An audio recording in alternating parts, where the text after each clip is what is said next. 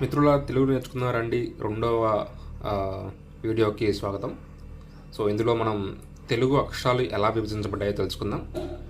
తెలుగు అక్షరాలు మొత్తం కూడా 56 అన్నమాట. అందులో అచ్చులు 16, హల్లులు 38. ఆ నుంచి అమహ వరకు అచ్చులు అంటారు.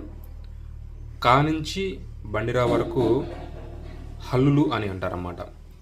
సో మనకి ఇందులో ఉభయాక్షరములు కూడా ఉంటాయి. అవి 3. అవేంటంటే 0, అరసున్న, విసర్గము.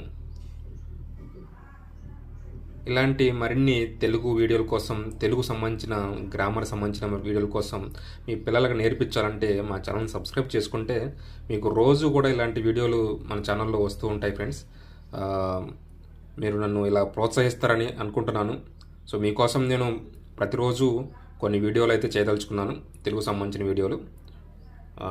ధన్యవాదాలు ఫ్రెండ్స్.